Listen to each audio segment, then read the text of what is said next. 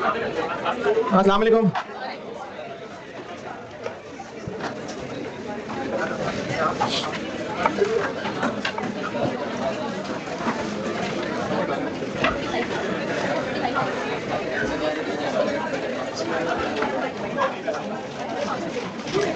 अस्सलाम वालेकुम। दुरूद शरीफ पढ़।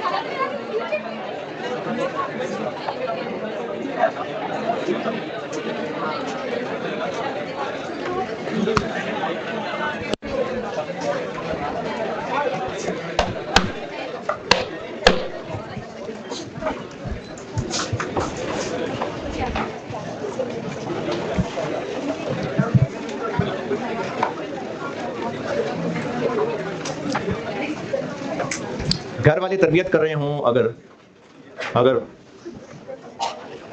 अगर तो झूठ बोलने पे कभी मार पड़ी हो, डांट पड़ी हो, चोरी करना है की नहीं कभी? नहीं, इसका मतलब है कि इस बारे में तवज्जो नहीं दिलाई गई।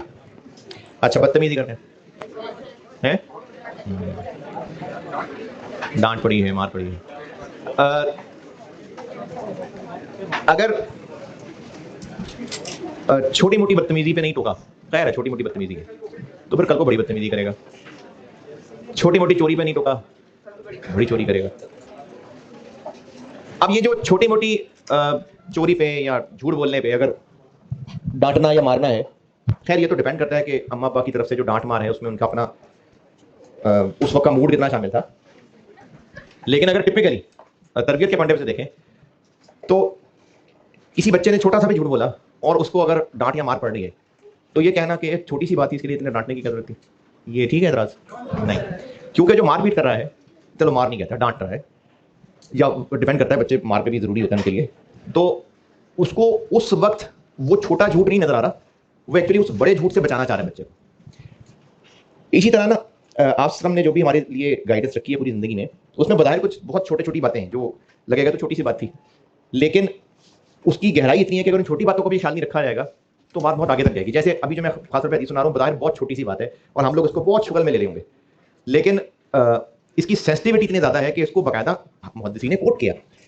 बुखारी 2489, सैयदना इब्न उमर रज़ियल्लाहु अन्हु से रवायत है, नबी अकरम सल्लल्लाहु अलैहि वसल्लम ने फरमाया, नबी अकरम सल्लल्लाहु अलैहि वसल्लम ने मना फरमाया कि कोई शख्स दो दो खजूरें एक साथ मिलाकर ना खाए, यहाँ तक कि अपने साथियों से इजाजत ले ले। अच्छा, अब इसको सिनेरियो समझते हैं। एक प्लेट में बोटियां, गुलाब जामुन, समोसे, जो भी पसंद हो, वो डाल के वो 4-5 लोग इकट्ठे खा रहे हैं। तो अब जो खाने वाला है, जिसको ज्यादा पसंद है, तो वो जल्दी जल्दी खाएगा। अच्छा, जल्दी जल्दी खाने से क्या होगा? ज्यादा खा जाएगा। या एक वक्त में 2-2 3-3 बोटियां पकड़ के, बिस्किट पकड़ के खा रहा है, तो इससे भी क्या होगा? अब बज़ाहिर बहुत छोटी सी बात है, लेकिन टेक्निकली ये वो जुल्म कर रहा है। जुल्म क्या होता है? नहीं, अपने साथ जुल्म की बात नहीं कर रहा। जुल्म क्या होता है? किसी का हक मारना। तो ये कितनी छोटी सी चीज है, लेकिन इसमें भी जुल्म इन्वॉल्व हो रहा है। और अपनी 24 घंटे की जिंदगी में आप जरा असेस करके देखें, कहाँ कितनी छोटे छोटे, इवन के ये जो क्लास में एंटर होके लाइन तोड़ के सीट रख लेना, ये भी जुल्म में आ रहा है, ये भी जुल्म में आ रहा है। और इसी तरह से कहीं कोई चीज शॉपिंग करते हुए, कहीं से चलते हुए, गुजरते हुए, बहुत सारी छोटी छोटी ऐसी चीजें जो बहुत सारे जुल्म में आ रही हैं। तो ये सिर्फ बताने का मकसद ये था कि जब छोटी छोटी चीजों पे इंसान कॉन्शियस नहीं होता ना, तो फिर वो बड़े मसलों तक पहुंच जाता है, फिर उसको रोकता कोई नहीं। कल सवाल मैंने होमवर्क कहा था कोई? चल ठीक है, आगे 16 के जितने सवाल रह गए हैं ना वो बस अभी रहने दें, उसमें मेरी डिस्क्लोजर दें और मैंने इन पे वापस आना है 4 IAS और कराने के बाद। अच्छा, FAR1 और कॉस्ट, इन दोनों में ना एक मसला ये सामने आया। कल एक्चुअली हम लोग मीटिंग की, हमारी पैक में इंटरनल रिजल्ट की एनालिसिस कर रहे होते हैं मुख्तलिफ, तो एक चीज़ ये सामने आई कि कॉस्ट में और FAR1 में जो पैक के स्टूडेंट्स ने अपने रिजल्ट्स देखे, जो बच्चे फेल थे ना उनमें से मेजॉरिटी 30 से नीचे फेल है, 30 मार्क्स से नीचे, 30 मार्क्स से ऊपर बहुत कम लोग फेल है, मेजॉरिटी इसमें फेल है 30s में। और एक और चीज़ जो मुझे बड़ी हैरान कुन लगी, परेशान कुन लगी इनफैक्ट, कि बहुत सारे बच्चे जो रजिस्टर्ड थे उन्होंने पेपर ही नहीं दिया। FAR1 कॉस्ट दोनों की बात कर रहा हूँ। और मेरा अपना ज़ाती ख्याल ये है, ये इसलिए पेपर देने से डर जाते हैं कि साथ साथ नहीं पढ़ते। FAR1 में तो मसला ये आता है कि PRC करके आए होते हैं ना, तो छोटे छोटे सवाल जबानी करने की आदत होती है, बड़े बड़े सवाल करते ही नहीं, टेस्ट देते नहीं, होमवर्क लिख के करते नहीं, और जब बर्डन बढ़ जाता है, जब जनवरी में फिक्र होती है कि अच्छा पढ़ना है, तो फिर वो मैनेज नहीं होता और पेपर छोड़ देते हैं। और कॉस्ट में भी यही होता है। तो इसलिए आप लोग अब PRC से आ गए हैं बेटे, खत्म हो गया PRC, कुछ का शायद रहता है अभी तक। तो बड़े बड़े सवाल हैं, उनको लिख के करेंगे तो प्रैक्टिस होगी, जब तक आप लिख के नहीं करेंगे ना तब तक आपकी नहीं होनी है प्रैक्टिस। इसी सिलसिले में टेस्ट होते हैं, आज का भी टेस्ट इसीलिए कहा था, और बड़ा सवाल था, कोई बात नहीं, करें आप जितना कर सकते हैं करें, टाइम ज्यादा होना चाहिए, ओके मान लिया होना चाहिए, पेपर में ना हुआ, फिर पेपर में तो 3 घंटे के अंदर लेंथी पेपर भी होता है, तो उसकी भी तो प्रैक्टिस रखनी है ना।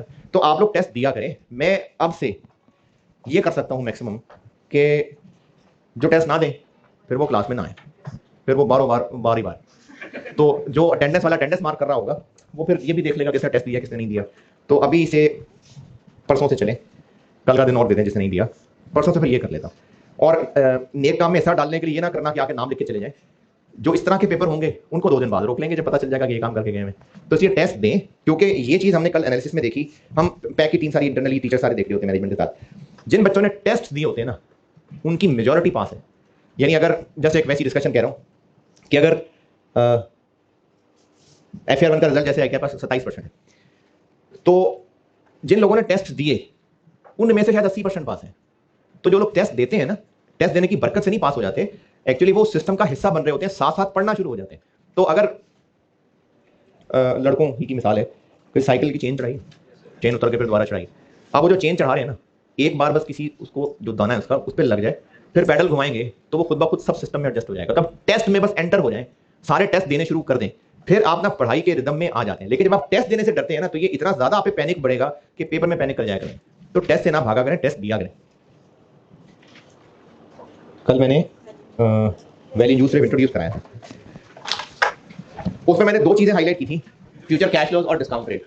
तो अब हम फ्यूचर कैश फ्लोज पे बात को बढ़ाते हैं आगे। फ्यूचर कैश फ्लोज में मैं आपको कुछ 6-7 पॉइंट्स लिखाऊंगा, और ये रूल्स हैं, याद रखने, न्यूमेरिकल भी टेस्ट हो सकते हैं, MCQ में भी काम आ सकते हैं। एक 2 पॉइंट करके ना, तो फिर इनकी प्रैक्टिस भी बीच बीच में करवाता जाऊंगा। IAS 36 में से सेपरेट सवाल आया तो 7-8 नंबर का आएगा, और अगर बड़े सवाल के साथ मिक्स हुआ तो फिर बड़े सवाल में एडजस्टमेंट के तौर पे आएगा।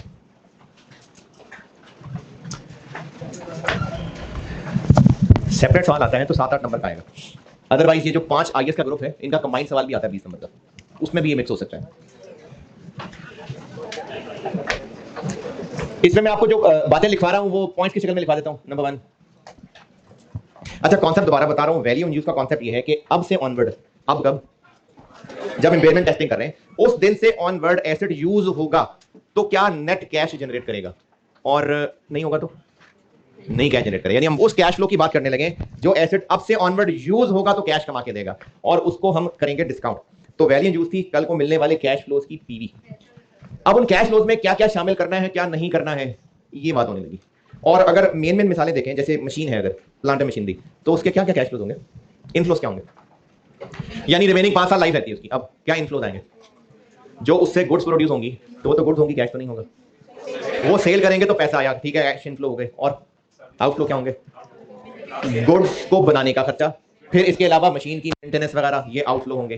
कब तक चलता रहेगा, डेप्रिसिएशन होगी, cash flow, depreciation cash flow होगा नहीं, डेप्रिसिएशन को कैश फ्लो मतलब कैश पेमेंट रिसीव, तो डेप्रिसिएशन कैश फ्लो होगा नहीं।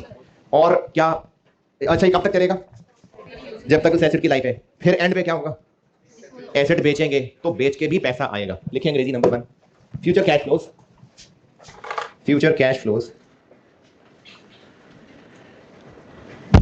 shall include, future cash flows shall include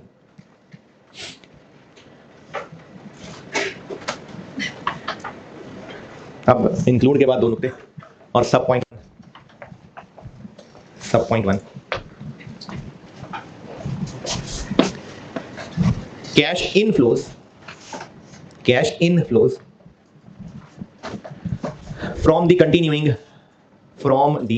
continuing use of the asset, यहां तक का क्या मतलब हुआ कि अब एसेट को यूज करके जो प्रोडक्ट बनेगा, वो जो बिकेगा, उससे जो पैसे आएंगे। अगर मिसालें लिखना चाहें ब्रैकेट में लिख लें बेशक, कि मशीन से जो गुड्स बनेंगी ये उनकी सेल्स है। इसी तरह अगर ट्रांसपोर्ट कंपनी है, बस एसेट की बात हो रही है, तो इनफ्लो क्या होगा, जो बस का किराया फेयर आएगा। सब point two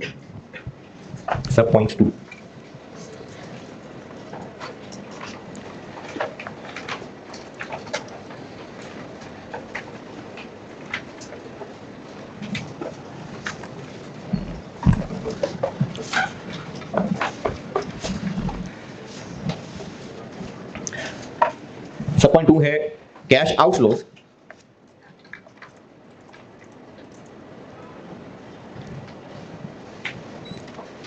that are necessarily incurred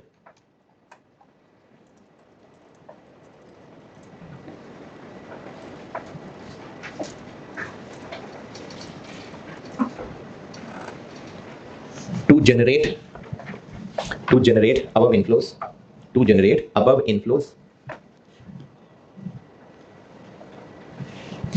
and can be directly attributed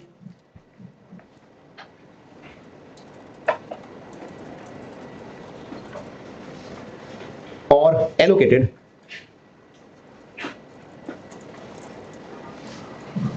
on a reasonable basis,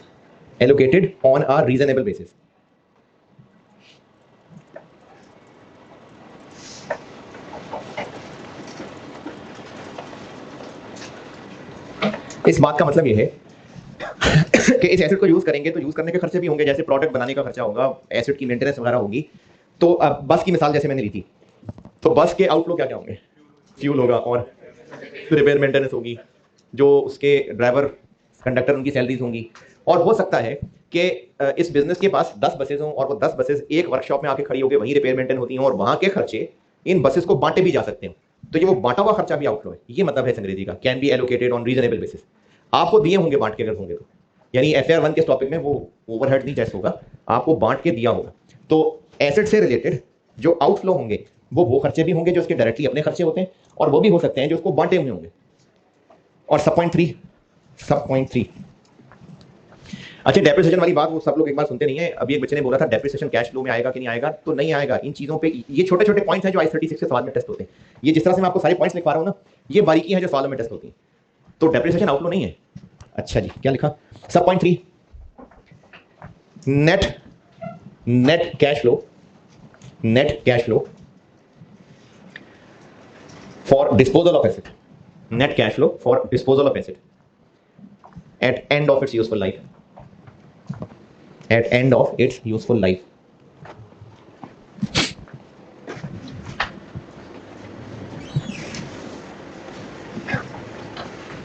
अच्छा, जो तीसरी बात लिखी है ना, है जी, हाँ बता रहे हो, पूछ रहे हो। फॉर इसलिए लिखा है मैंने क्योंकि हो सकता है इसकी लाश ठिकाने लगाने पे खर्चा ही होना हो, पैसे मिलने ना हो। बेचने हो तो पैसे इनफ्लो होगा, अगर फेंकना ही होगा तो होता है आउटफ्लो होगा। तो इसलिए नेट कैश फ्लो लिखा है बस। अच्छा, ये जो तीसरा बुलेट पॉइंट है ना, इसके लिए एक एग्जाम टिप बता रहा हूं, अगर समझ आए तो लिखना, ना समझ आए तो फिर भी लिख लेना, शायद कभी समझ आ जाए। पहले समझ लीजिएगा, कल fair value less cost to sell पड़ी थी, कैसे कैलकुलेट करते हैं? नहीं, सही नहीं बोला मैंने। क्या होती है fair value less cost to sell? अभी बेचेंगे तो नेट ऑफ खर्चा कितने मिलेंगे, अभी कब, जब इम्पेयरमेंट टेस्टिंग कर रहे हैं, और कॉस्ट टू सेल में कौन से शामिल करने हैं कौन से नहीं करने हैं, ये सब कल बात की थी। ये जो तीसरा बुलेट पॉइंट लिखा है ना, ये fair value less cost to sell ही है, लेकिन बचे कुछ एसेट की एंड ऑफ लाइफ में। ये जो तीसरा बुलेट पॉइंट है ये fair value less cost to sell ही है, यानी उन्हीं तरीकों से निकली हुई। लेकिन बचे कुछ एसेट की जब एंड ऑफ लाइफ हो जाएगी, वैल्यू इन यूज के साथ कंपैरिजन में fair value less cost to sell कौन सी थी? वो तो अभी वाला जो जिस हालत में एसेट है उसकी अभी की fair value less cost to sell है। तो ये वैल्यू इन यूज निकालते हुए अब ये जो मैं तीसरा बुलेट पॉइंट बता रहा हूं, ये क्या बात हुई?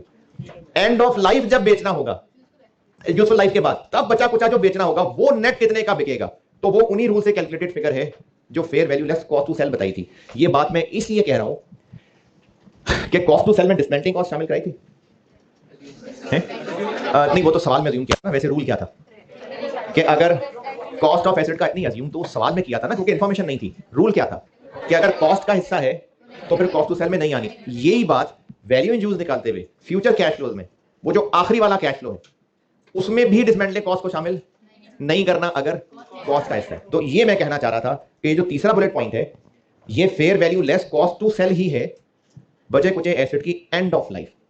और अगर नहीं से बात समझ आ रही तो खैर, अपनी तबियत पे ज्यादा बोझ ना डालें, लिख लें बस, शायद किसी दिन आ जाए समझ। चलिए यहां तक का एक सवाल करते हैं। ये जो एक पॉइंट लिखवा दिया, अब एक सवाल करते हैं। Following cash flows are estimated, following cash flows are estimated. मैं आपको ना, हम कर क्या रहे हैं, वैल्यू यूज पढ़ाई थी, वैल्यू यूज को मैंने आगे दो चीजें हाईलाइट की थी, फ्यूचर कैश फ्लोज और डिस्काउंट रेट। अब मैंने फ्यूचर कैश फ्लोज पर बात शुरू की है। इसके लिए को 5-6 पॉइंट्स लिखवाऊंगा आपको, उन 5-6 पॉइंट्स को नंबरिंग करके लिखवाऊंगा और बीच बीच में मैं सवाल भी कराता रहूंगा उन पॉइंट्स को समझाने के लिए। तो अभी एक लिखें सवाल, following cash flows are estimated.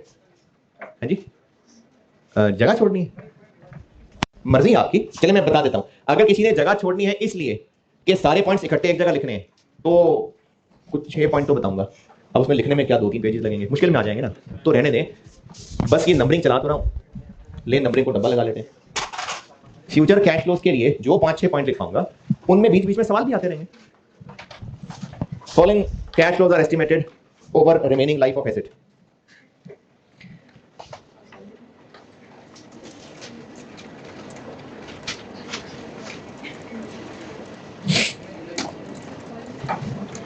Following cash flows are estimated for remaining life of asset. अब ये जो फॉलोइंग कैश फ्लोज हैं, इनमें मैं बताने लगा हूं इनफ्लोज और आउटफ्लोज, और ईयर 1 2 3 4, यानी ईयर 1 2 3 4 इनफ्लोज बताऊंगा और आउटफ्लोज बताऊंगा।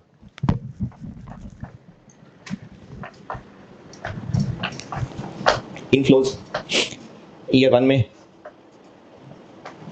140,000, 170,000 ईयर 2 में, ईयर 3 में 200,000 और ईयर 4 में 240,000। रिपीट कर रहा हूं, 140, 170, 200 और 240। आउटफ्लोज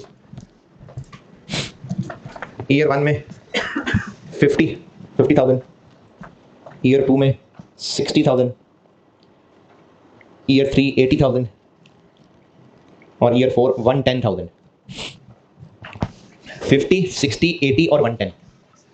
बस ये ईयर 1 2 3 4 का यही था। अब उसके बाद लिखें net disposal proceeds, net disposal proceeds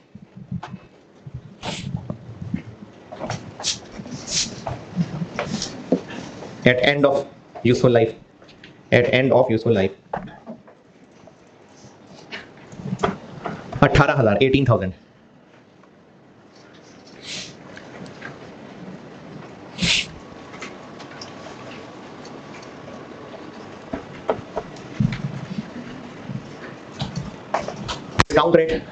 discount rate 9%, 9%। मुझसे रिक्वायर्ड है value in use, value in use. अच्छा, इसका तमीज वाला तरीका यह है कि जितने साल हैं वो टाइमलाइन बना लें और कैश फ्लोज प्लॉट कर लें। इनफ्लोज 140, 170, 200 और 240। आउटफ्लोज और इनफ्लो आउटफ्लो, पैसे मिल रहे हैं तो पॉजिटिव हैं, पैसे आउट होंगे तो नेगेटिव हैं। 60, 80, 110। कैश इनफ्लो का मतलब जो पैसे बिजनेस को मिलेंगे, और कैश आउटफ्लो मतलब जो पैसे बिजनेस पे करेगा। और डिस्पोजल पे नेट कितने पैसे? 18। कहाँ लिखूं? ये 4 साल है ना, टाइमलाइन बनाई और जिस साल के जो कैश फ्लो है वो उस पर प्लॉट कर लिए। फिर इनका कर लिया नेट टोटल हर पॉइंट का अलग अलग, 90, 110, 120, 148। इनकी करनी है डिस्काउंटिंग, क्योंकि इनकी प्रेजेंट वैल्यू निकाल के टोटल करनी है। तो प्रेजेंट वैल्यू बचपन में पढ़ी होगी, प्रेजेंट वैल्यू का फॉर्मूला क्या होता है? 1 माइनस, नहीं भाई, जिस फ्यूचर वैल्यू की प्रेजेंट वैल्यू निकालनी है वो नहीं होता माइनस, ये होता है। नहीं ये नहीं पढ़ा हुआ, तो माइनस कहां से आ गया? प्लस है। और ये जो चीज है ना, इसको कहते हैं डिस्काउंट फैक्टर। ये फैक्टर है, ये डिस्काउंट रेट। यानी अगर डिस्काउंट फैक्टर दिया है तो प्रेजेंट वैल्यू कैसे निकालें? डिस्काउंट फैक्टर है, डिस्काउंट फैक्टर दिया हुआ 0.784, तो जिस अमाउंट को डिस्काउंट करना है उससे मल्टीप्लाई कर। ये नहीं पढ़ा आप लोगों ने, भूल मत गए। जिस फ्यूचर की वैल्यू की प्रेजेंट वैल्यू जानना चाहते हैं तो उस फ्यूचर वैल्यू को मल्टीप्लाई कर देंगे इस चीज से, 1 प्लस डिस्काउंट रेट और इस ब्रैकेट की पावर -n, और ये जो पूरा ब्रैकेट पावर समेत है इसको डिस्काउंट फैक्टर कहते हैं। तो जिस अमाउंट की प्रेजेंट वैल्यू निकालना चाहते हैं उसको मल्टीप्लाई कर देते हैं डिस्काउंट फैक्टर के साथ। तो इस सवाल में डिस्काउंट रेट क्या है? 9%। इसकी 9% पे डिस्काउंटिंग करनी है तो कितने साल पावर? 1 2 3 4। तो इन चारों की प्रेजेंट वैल्यू बेशक कैलकुलेटर पे ही निकाल के उनको सम कर लें, और मजीद तमीज करना चाहते हैं तो एक तमीज वाला काम ये है कि डिस्काउंट फैक्टर लिख दें। डिस्काउंट फैक्टर कह रहे हैं 1 plus discount rate power -n को, इसके लिए पावर -1, तो 1 प्लस 9% यानी 1.09 पावर -1। तो जो आंसर आएगा वो ये है 9, 3 डेसिमल कर ले, अच्छी बात है। इसके लिए पावर 2, तो 1 प्लस 9% पावर -2, 0.842। इसके लिए पावर 3, 1 प्लस 9% पावर -3, 0.772। और इस वाले के लिए -4, 1 प्लस 9% पावर -4, 0.। ये फैक्टर इसलिए बता रहा हूं क्योंकि हो सकता है सवाल में आपको डिस्काउंट रेट की बजाय दिया ही डिस्काउंट फैक्टर हो, तो फिर आपको ये तरीका भी आना चाहिए। लेकिन अगर किसी को बुरा लग रहा है तो इन कैश फ्लोज को फार्मूला लगा के अलग अलग डिस्काउंट कर लें। इसका आंसर क्या बना मल्टीप्लाई करके? 82530 92 जो सामने लिखा है ना वो मल्टीप्लाई करके बता दें। 6240 6404 78। और इन सबको ऐड कर दें तो ये है वैल्यू इन यूज।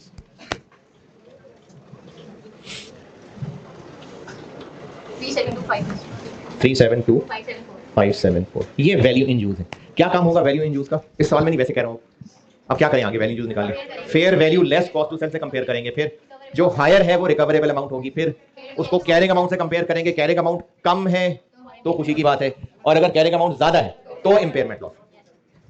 तो वैल्यू इन यूज कैलकुलेट करने का एक तमीजदार फॉर्मेट ये है कि टाइमलाइन बनाएं, कैश फ्लोस प्लेस करें, नेट टोटल करें हर पॉइंट का, डिस्काउंट फैक्टर से मल्टीप्लाई करके प्रेजेंट वैल्यू निकालें और सबका सम कर लें, तो ये वैल्यू यूज।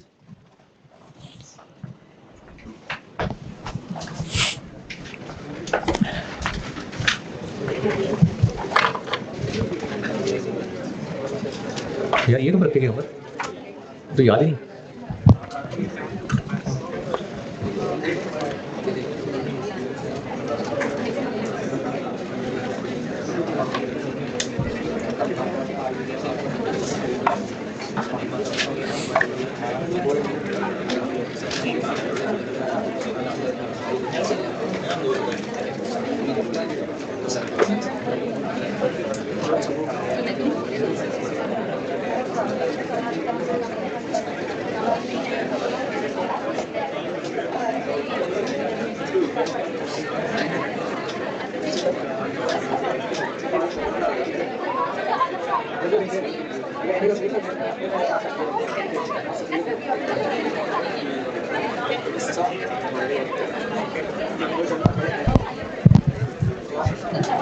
ये नोटेड। अच्छा, एक आसान सा पुराना सा पास पेपर का सवाल कर दें। अब इतनी ऐशिया नहीं होती, पुराना था इसलिए आसान था। एक सवाल होगा इस 36 वाले चैप्टर में, स्प्रिंग 2013, स्प्रिंग 2013 अटेम्प्ट का सवाल है। बैक की बुक है अगर आपके पास तो उसमें है पेज 241 पे, पेज 241, क्वेश्चन नंबर 8, स्प्रिंग 2013 में आया था ये सवाल। डोमिनेंट फर्टिलाइजर्स, आसान सा सादा सा सवाल है, आप कर दें अभी जल्दी से। अब इतनी सी मेहनत के 11 नंबर नहीं मिलते, ये बहुत पुरानी ऐशियां हैं। सादा सा सवाल है, सारा कुछ टू दी पॉइंट दिया है, डबल सवाल है, इन दो एसिड्स हैं, तो प्रैक्टिस के लिए ठीक है टू स्टार्ट विद। जल्दी से कर दें, सुस्ती ना करें। पैक की बुक में पेज 241, आपके पास कोई और किसी और कॉलेज की बुक है उसमें भी होगा। स्प्रिंग 2013 अटेम्प्ट का सवाल था डोमिनेंट फर्टिलाइजर के नाम से। एक P1 एसिड है, एक P2 एसिड है। कैरिंग अमाउंट दी हुई है, fair value, cost to sell, cash flows, discount rate नहीं डिस्काउंट फैक्टर, और इंपेयरमेंट लॉस कैलकुलेट करना है ईच प्लांट का। जल्दी से कर दें, करना जरूर, सुस्ती के मारे ना बैठे रहना।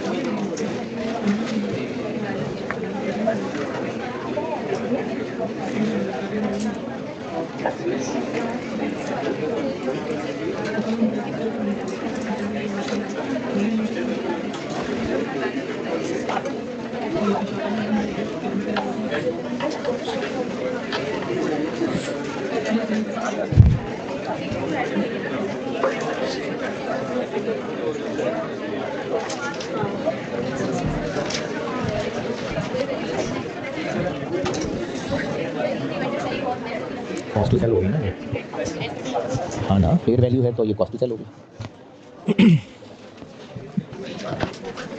क्या चीज़? हाँ, नेट लेना है ना, इतने का बेचेंगे लेकिन इतने का खर्च होगा, तो नेट।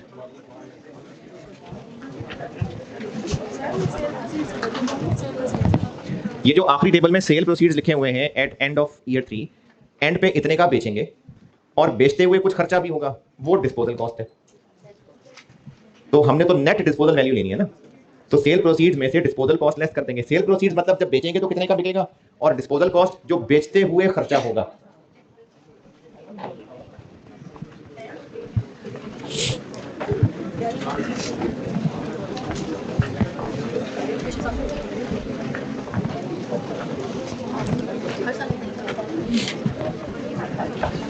जी ना लगाएं, डायरेक्ट कर दें, वो कोई मसला नहीं, वो राउंडिंग ऑफ, कोई मसला नहीं।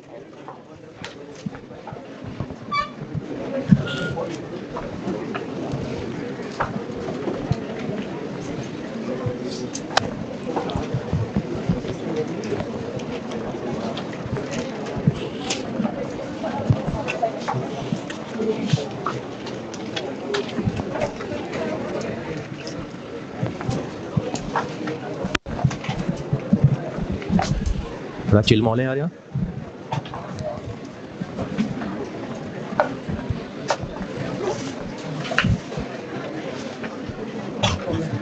दोनों दो एसेट हैं और सिर्फ वैल्यू यूज नहीं निकालना है, इम्पेयरमेंट लॉस निकालना है।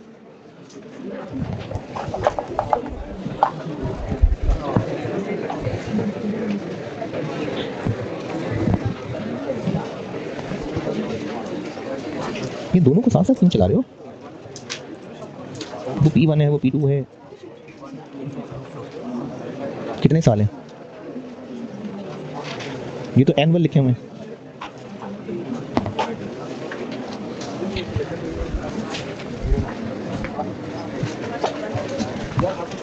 दो एसेट्स हैं, डबल सवाल बन गया, और आपको एनुअल इनफ्लो दिए, एनुअल यानी हर साल इतने हैं। और लाइफ कितनी रह गई? लाइफ कितनी रह गई? 3 साल।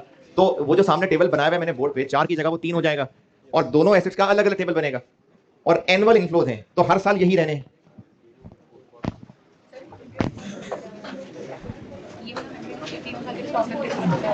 डिस्पोजल थोड़ी हर साल होगा। अरे डिस्पोजल हर साल थोड़ी होगा, डिस्पोजल तो सिर्फ आखिरी कॉलम में होगा। यार इतनी मासूमियत तो मैं अज्यूम नहीं कर रहा था। ये हर साल तो नहीं होगा ना।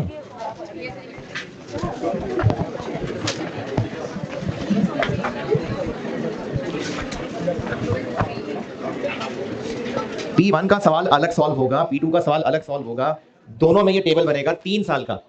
जो एनुअल कैश फ्लो दिया हुआ है यानी हर साल वही रहना है, लेकिन डिस्पोजल प्रोसीड थोड़ी हर साल आने, वो तो तीसरे कॉलम में आने।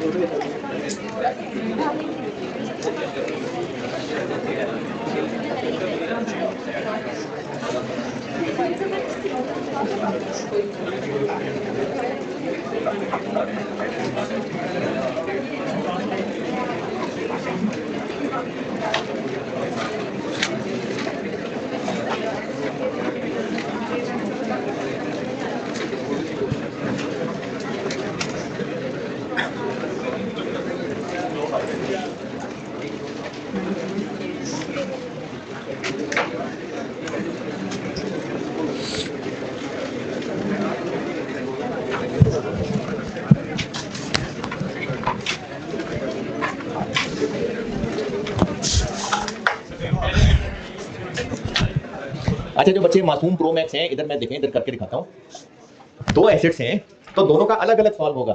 3 साल लाइफ है, कैश फ्लो 3 नहीं दिए क्योंकि उसने एनुअल कह दिया था, तो आप 3 कॉलम बना के इनफ्लोज लिखें।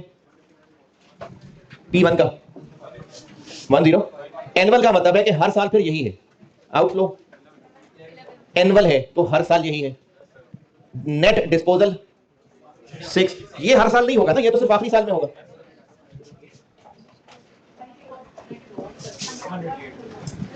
और डिस्काउंट फैक्टर दिया हुआ है 0.909, 0.826। ये निकलेगी एक की वैल्यू यूज, दूसरे को भी ऐसे ही करेंगे, और जो लोग वैल्यू यूज निकाल के समझ रहे फर्ज अदा हो गए, इम्पेयरमेंट लॉस निकालने को कहा है, fair value less cost to sell भी निकलेगी, फिर कंपेयर होकर रिकवरेबल अमाउंट निकलेगी, फिर कैरिंग अमाउंट से कंपेयर होकर इम्पेयरमेंट निकलेगी।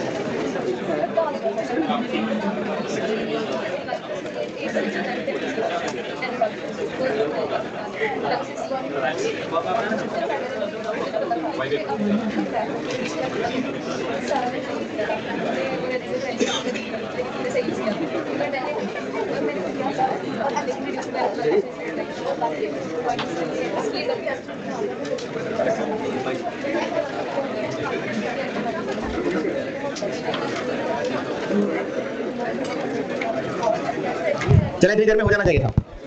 सोल्यूशन देख लें और अगर किसी फिगर पे परेशानी है तो बताएं।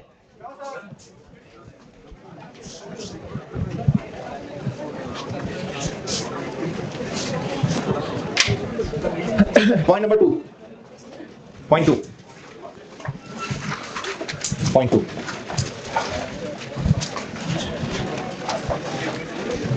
ये जो वैल्यू यूज निकाल रहे हैं ये फ्यूचर कैश फ्लोज क्यों ले रहे हैं, पास्ट वाले क्यों नहीं जो पिछले 3 साल गुजरे हैं? क्योंकि वैल्यू यूज है ही यही कि अगर अभी बेच देते तो fair value less cost to sell मिलती, और अब से ऑनवर्ड अगर यूज किया फ्यूचर तो ये मिलेगा। जुमला फिर बोल रहा हूं, अगर अब से ऑनवर्ड यूज किया तो, और अगर यूज नहीं किया, यानी हम यहां पर वो कैश फ्लोज दे रहे होंगे जो एसेट यूज करेंगे तो होंगे, और जिनका एसेट के यूज करने ना करने से ताल्लुक नहीं है वो यहां नहीं आएंगे। अगर एसेट लोन लेके खरीदा था और हम हर साल लोन की किस्तें भी वापस करते हैं तो लोन की वापसी यहां आउटफ्लो ले। क्यों? क्योंकि अगर यूज ना भी करें तो लोन तो वापस करना ही है। इसी तरह उस पर जो इंटरेस्ट पड़ रहा है वो भी पड़ना ही है। एक बात लिखवाता हूं मैं इसकी अंग्रेजी। दूसरी बात, अगर कोई बिजनेस अपने रिसोर्सेज की परफॉर्मेंस जानना चाह रहा है, जैसे मिसाल आई 36 की नहीं, वैसे मिसाल दे रहा हूं, अगर किसी बिजनेस के बहुत सारे सेल्स फोर्स हैं, बहुत सारे सेल्समैन हैं, अगर वो बिजनेस ये जानना चाह रहा है कि कौन सा सेल्समैन हमें कितनी सेल्स करके देता है ताकि पता चले कौन कितना अच्छा चल रहा है, तो इस सारी असेसमेंट में, ये मैं आई 36 की मिसाल नहीं दे रहा, वैसे एक बात समझाना चाह रहा हूं, अगर बिजनेस अपनी सेल्स टीम को परफॉर्मेंस असेस कर रहा है और ये जानना चाहते हैं कि कौन कितना बड़ा चीता है, कौन कितना कमा के दे रहा है, तो ये कमाई जानने के लिए बिजनेस के नेट प्रॉफिट पे पड़ने वाला इनकम टैक्स भी माइनस करना चाहिए। बहुत लंबा जुमला बोल दिया मैंने। अगर बिजनेस ये जानना चाह रहा है कि कौन सा सेल्समैन कितना अच्छा चल रहा है, तो सेल्स हर एक की अलग अलग कैलकुलेट कर लेंगे, और जो उनके डायरेक्ट खर्चे हैं वो चलो माइनस कर लेंगे। क्या हेड ऑफिस के खर्चे भी इसमें से माइनस करें? बिजनेस पे पड़ने वाला इनकम टैक्स भी माइनस करें, क्योंकि हम चाह रहे हैं कि बस वो रिसोर्स हमें क्या कमा के दे रहा है। तो जब किसी एसेट की वैल्यू यूज निकालते हैं ना, तो बिजनेस ये जानना चाह रहा होता है कि ये एसेट कैसा परफॉर्म कर रहा है, ये क्या कमा के देगा। तो इसलिए इनकम टैक्स को यहां एज एन आउटफ्लो नहीं लेते। क्यों? क्योंकि इनकम टैक्स तो ओवरऑल बिजनेस की प्रॉफिट्स पे पड़ना है, इस एसेट से रिलेटेड चीज थोड़ी है। अब लिखें अंग्रेजी, future cash flows shall not include, future cash flows shall not include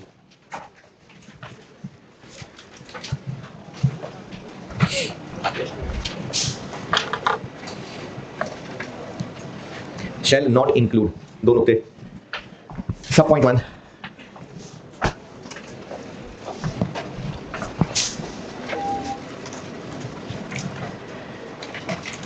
cash inflows और आउटफ्लोज, कैश इनफ्लोज और आउटफ्लोज, कैश इनफ्लोज और आउटफ्लोज फ्रॉम फाइनेंसिंग एक्टिविटीज,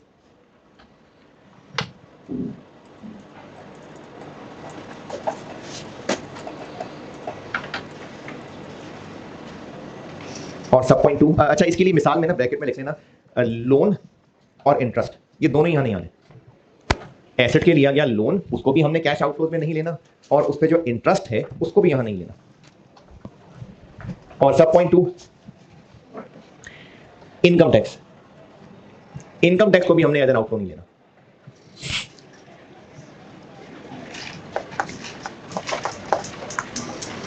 चले सर, ये पॉइंट 2 बस यही था,